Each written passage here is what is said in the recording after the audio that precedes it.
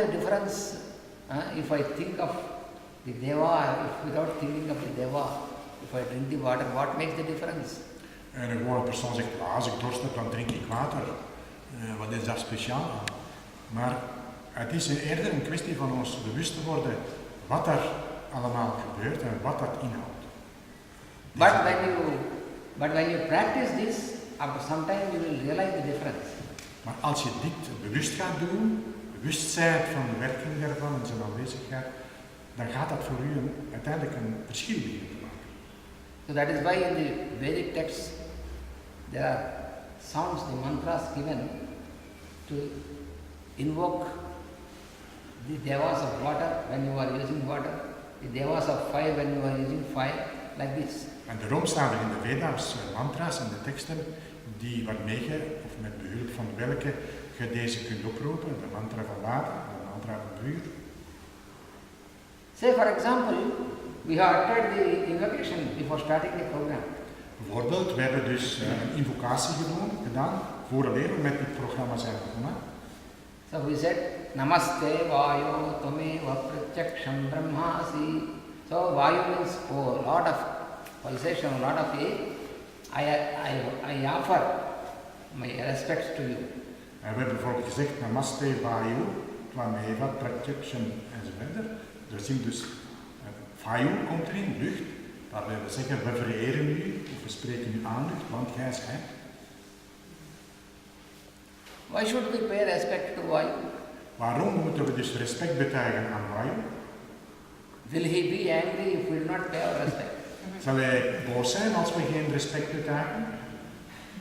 If he is angry, he will be human, not a devas. Als hij boos zou worden, dan is hij menselijk, dan is dat geen deva.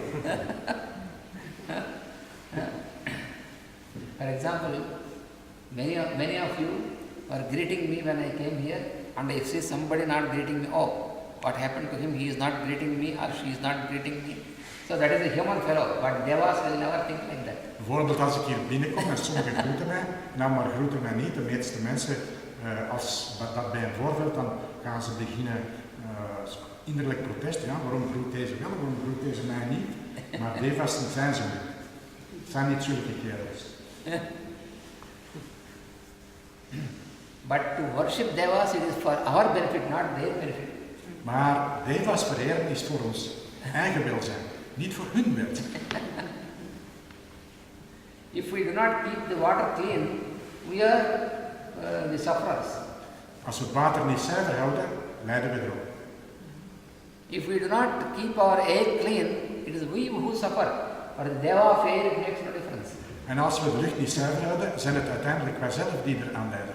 Voor de deva van lucht maakt dat geen verschil uit. So we, the human beings, should remember that worshipping devas or offering to devas is not for their benefit, but we are deriving the benefit out of this. En we moeten onthouden, in het achterhoofd houden, dat als we de devas vereren, dat dat niet ten hun voordeel is, maar dat wij uiteindelijk degene zijn die er voordeel uithaalt. It has nothing to do with any sort of religious belief. Het heeft niets te zien met het een of het ander godsdienstig geloof. If somebody thinks like that, it is ignorance. En als iemand zo denkt, dat is gewoon onwetendheid. Because devas are universal. They are not limited to any sect or any religion or anything. Want devas zijn universeel, die zijn niet beperkt tot eender welke secte of godsdienst.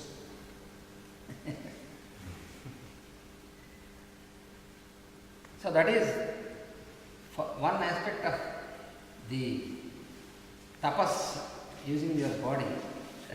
That is deva pujana, worship of devas. En dat is één aspect van tapas waarbij je je lichaam gebruikt. Dat is dus deva pujana. And in this stanza, the second aspect of the physical tapas is dvija pujanam, dvija. Het tweede aspect van puja is drija. Puja. Dvija is another word which is dvij means two, ja means birth. So he who attained the second birth is called dvija. Degene, dus dvija, twee, ja, geboorte. Hij degene die tweede geboorte ondergaat, dat is deze vorm van puja.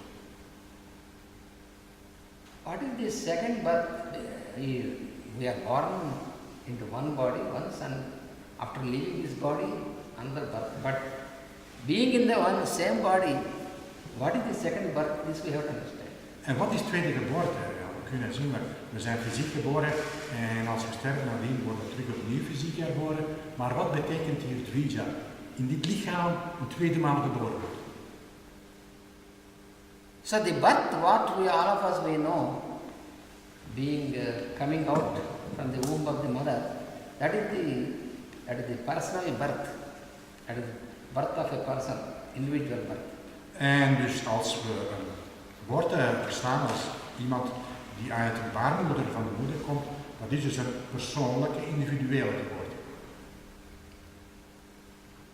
And then everybody is expected through realization to enter into the second birth, that is entering into the soul life, soul consciousness. En van iedereen wordt verondersteld dat hij tijdens zijn leven in de tweede geboorte binnengaat, als hij dus op het niveau van de ziel herboren of geboren wordt, het zielenleven aanvangt.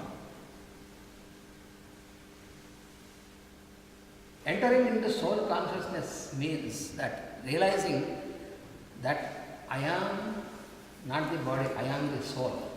En het zielbewustzijn, intreden in het zielenbewustzijn geboren daarin worden, dat betekent dat men zich bewust wordt, ik ben niet het lichaam, maar ik ben de ziel.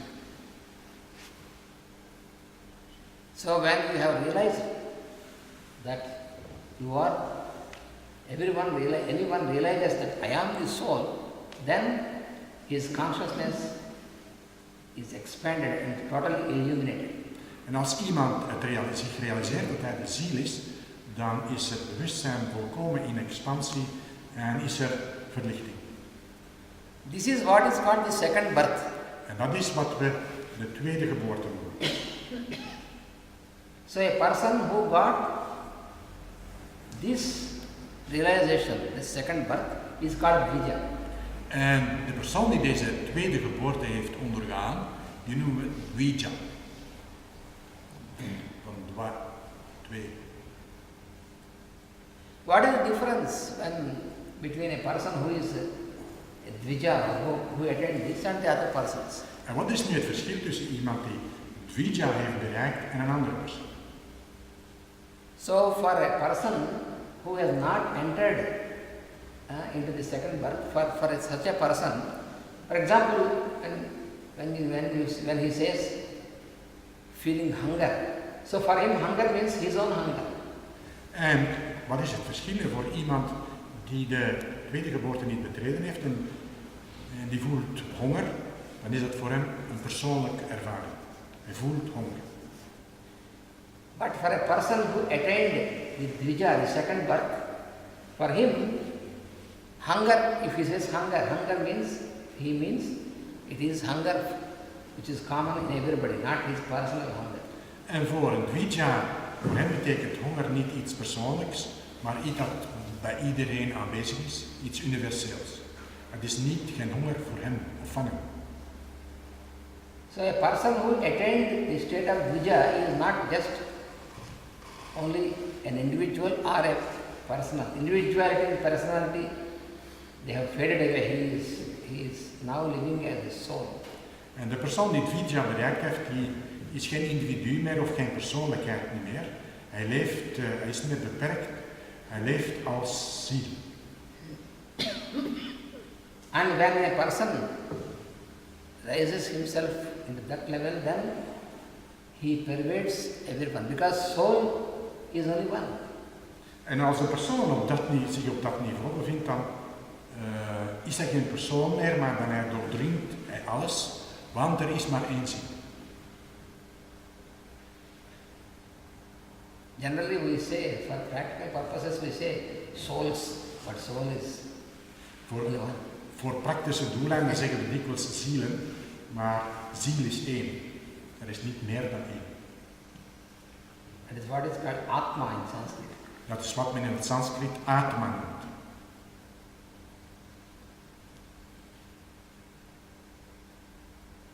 So if I say I have a body, I have my senses, I have my mind, I have my buddhi and all this.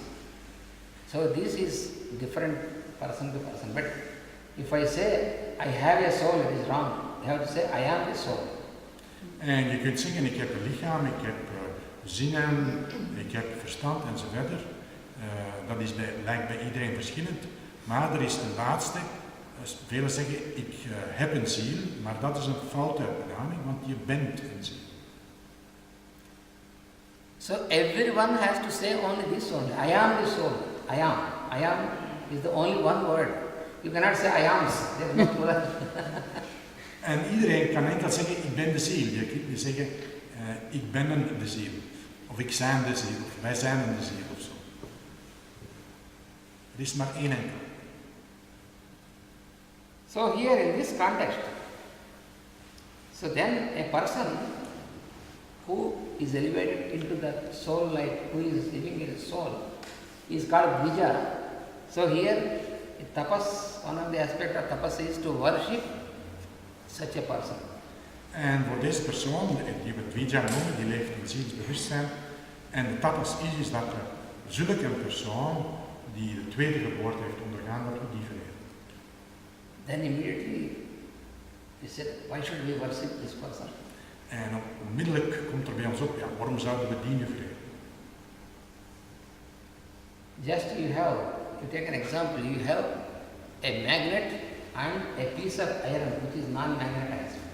Om maar een voorbeeld te geven, je hebt een magneet en je hebt een stuk ijzer dat nog niet gemagnetiseerd is. What is the difference? They both are piece of steel. This is also a piece of iron and this is also a piece of iron. En wat is het verschil tussen beide? Beide zijn ijzer. But what you call magnet, there is a difference. That means there is a level of consciousness which is different, and this is not yet, it is just still dormant. En wat je magneet noemt, is een verschil in bewustzijn. In het andere is het in een slapende toestand. So this piece of iron, if it wants to be magnetized, there is no other way than to get into the presence of the magnet. En dit stuk ijzer, als het gemagnetiseerd wil worden, dat kan het niet uit zichzelf. De enige manier is om in de nabijheid van een magneet te komen. That is why the tapas using the body is one of the aspects is to worship those dvijas. That means those who are living in the soul level. En daarom is deze tapas met het lichaam in de nabijheid te verkeren en dvijas te vereren, omdat door hun aanwezigheid dit mogelijk is. And by doing this, we will be enabled to make little by little a forward step towards that direction. En door deze te vereren en te respecteren, gaan we geleidelijk aan stappen in de juiste richting kunnen maken.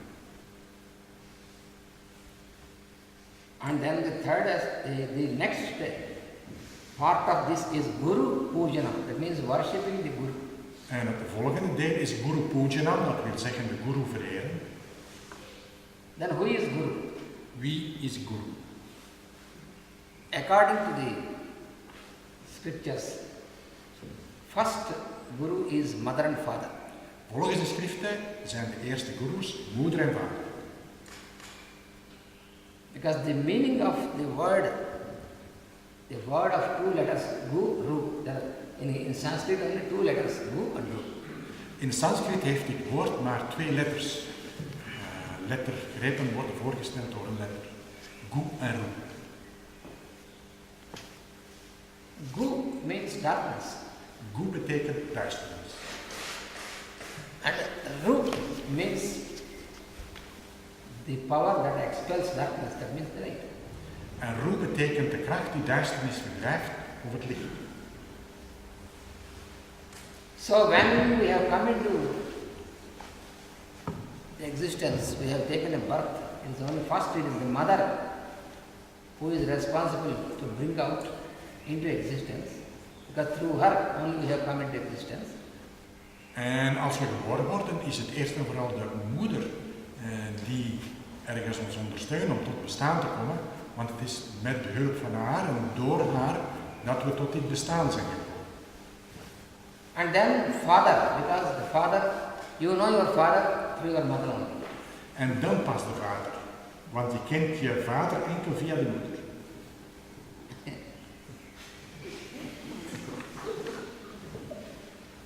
And after mother and father, then the next guru is the one who focuses the light and who invokes our inner light. En na de Who brings moeder, out our inner light. en na de moeder en de vader is er nog een derde die in ons dat licht oproept, dat licht naar buiten laat treden. Through his presence. Gewoon door zijn aanwezigheid. And therefore, it is also of very great importance to worship the Guru. En daarom is het ook van zeer groot belang dat je de guru vereert.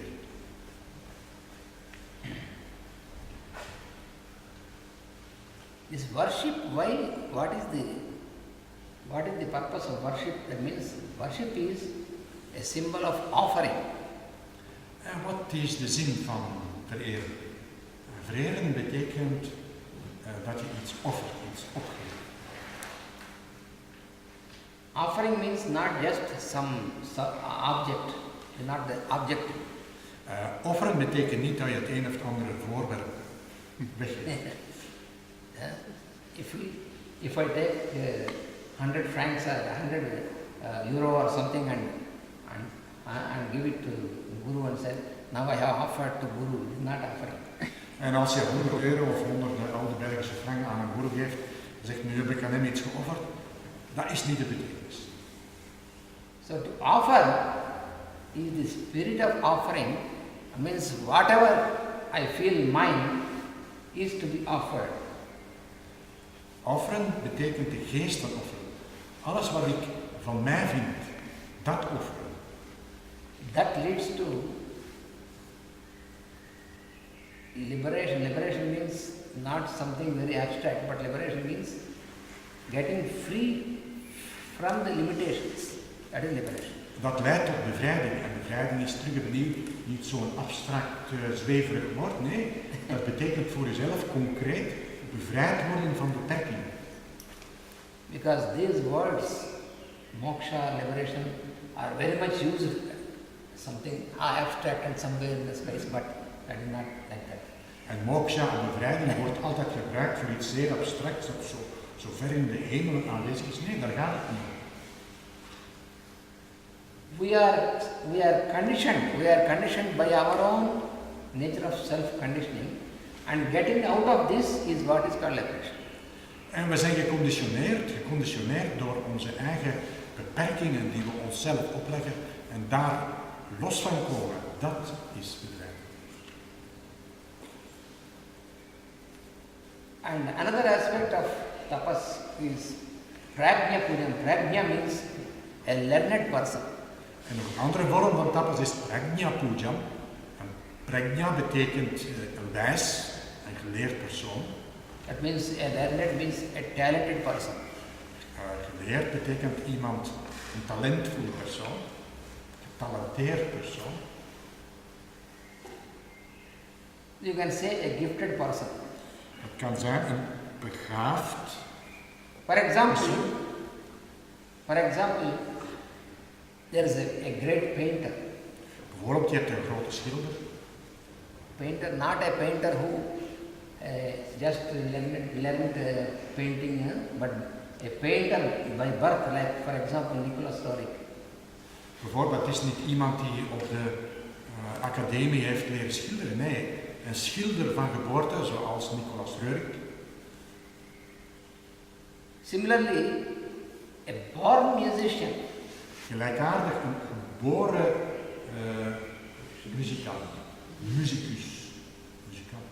Musicus. Like this, in any field, who is gifted by birth, and from the very beginning, you can feel in his presence, you can feel elevated. En dat iemand die van bij zijn geboorte begaafd is, het is gewoon door in zijn aanwezigheid te verkeren dat je een innerlijke verheffing voelt. Of door naar zijn werken te kijken, dat er iets in u opkomt, u verheft.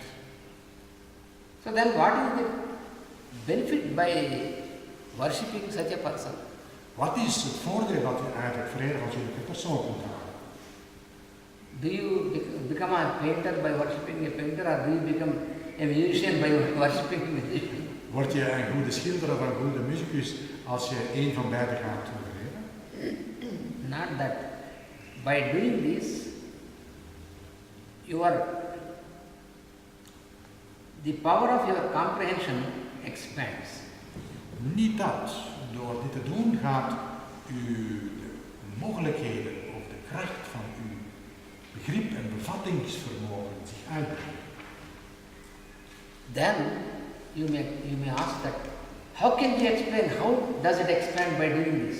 Dan kun je vragen, hoe gaat dat zich uitbreiden door gewoon dit te doen? This question is like a question when I say that when you are hungry, you take a good food, then your hunger is satiated. Then if you ask me, how can you explain that my hunger will be satiated by taking food? Juist hetzelfde als je honger hebt en ik geef je iets waardoor je honger verzadigd wordt. En je zegt dan, hoe kun je me verklaren dat door iets te eten mijn honger verzadigt? So, the only thing is you have to put into practice, then you will experience. But without putting into practice, if you only question, nothing happens. En het enige wat je kunt doen is het in de praktijk brengen en dan zul je het wel ervaren. Maar je kunt het enkel ervaren door het in praktijk te brengen. That is why yoga is not philosophy. It is something to put into practice what you know. En daarom is yoga geen filosofie. Het is iets wat je in praktijk moet brengen om te weten.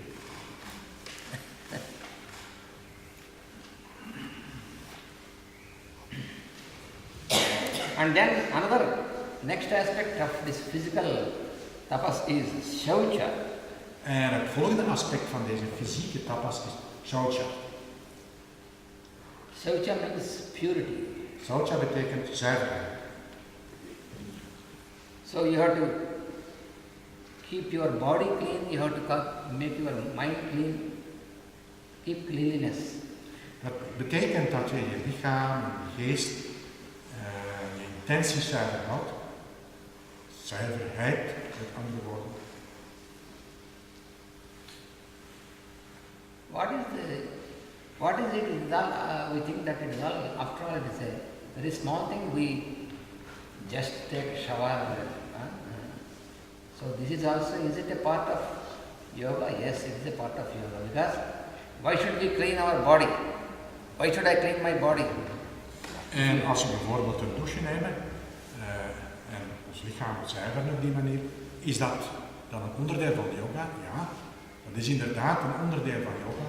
Maar waarom zou ik mijn lichaam zuiveren? Of zuiver houden? Of proper houden? If I want to clean my body, if I say that how it is my body, it is my will, if I want to clean, if I don't want to clean. Yes, but if you don't clean your body, it is not only for yourself, but it is for the others who are around you. En als je je lichaam zuivert, dan zeg je, ja, ik ga dat doen wanneer ik dat wil en wanneer ik dat niet wil. Als je je lichaam niet gaat zuiveren, dan besluit ik dat. Maar je doet dat niet enkel voor jouzelf, niet enkel voor jouw lichaam. Het heeft ook zijn invloed en zijn belang voor de anderen die zich rondom u bevinden.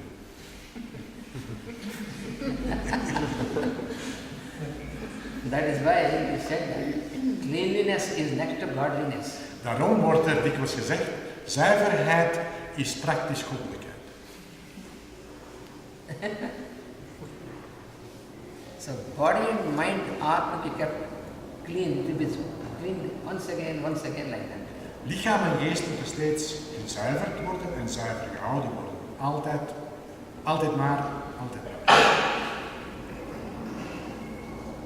And then the next aspect is straightforward behavior. That is another aspect of the physical tapas.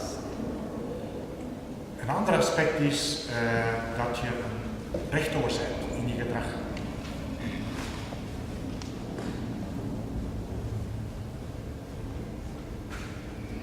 That means, what is this straightforwardness? That means, you know what you need, but if you remember what is the need of the other person and behave according to that. En oprechtheid is dat je weet wat je nodig hebt, maar dat je eveneens bewust bent van de noden van de andere persoon en u overeenkomstig gedraagt. Here there is very subtle thing to understand. Hier is er iets zeer subtiels dat we moeten gaan verstaan. When you want to attend to other person, the other person has two things. Every person has two things. One is need and one is desire, what is called want. Als je een andere persoon wilt gaan helpen of bijstaan, dan moet je verstaan dat er een onderscheid is tussen twee dingen die hij heeft. De ene is noden en de andere zijn verlangens. So we have to attend to the need of the other person, but not the desire or want of the other person. We moeten dus ons bezighouden met de noden van de andere persoon, maar niet met zijn kleine wensen en verlangens. That is why it is one of the masters say that don't listen to what others speak, listen to what they need. En daarom zeggen de meesters, luister niet op naar wat de anderen zeggen, maar wat ze nodig hebben.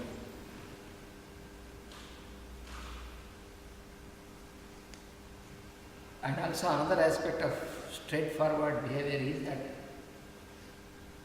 you should not care about what others think of you. You should care what you have to do for others. En een andere vorm van oprecht of gedrag is dus dat je u geen zorgen moet maken of niet bezighouden met wat de anderen over jou denken, maar wat de anderen nodig hebben. If you are growing conscious of what others are thinking about you, then you cannot serve any person. Want als je bewust gaat worden of je bezig gaat houden met je af te vragen wat de anderen over u denken, dan kun je de anderen niet dienen.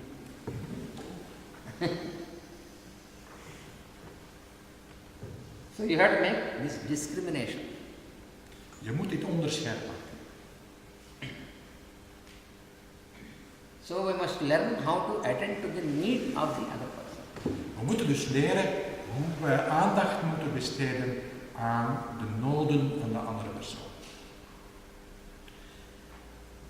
And then another part of this physical tapas is brahmacharya. En nog een ander deel van deze fysieke tapas is brahmacharya. So brahmacharya, normally its meaning is celibacy, but what does it mean? En dikwijls vertaald, meestal vertaalt een brahmacharya met celibaat. Maar wat betekent celibaat? Some people misunderstood that celibacy means completely running away from sexual life. En de meesten hebben daar een foutief begrip over en ze denken dat u volledig afkeren of weglopen van een seksueel leven. But it is not that what is explained in this text. Celibacy means keeping purity of sex. En dat is niet wat in deze teksten daaronder verstaan wordt, maar het betekent zuiverheid van seks, van seksualiteit. What is meant by keeping purity of sex? En wat wordt er verstaan onder zuiverheid van seksualiteit? First of all, to understand Eerst en vooral inzien of verstaan that what is the purpose of sex and sexuality that is there in nature. en wat is de bedoeling van seks en seksualiteit en wat is zijn natuur of zijn aard? It is an instrument used by the forces of nature Het is een instrument zijn voor het gebruik van de natuurkracht. to fulfill the purpose of the forces of nature. Dus de behoeften van de natuurkrachten te vervullen. Because, in all the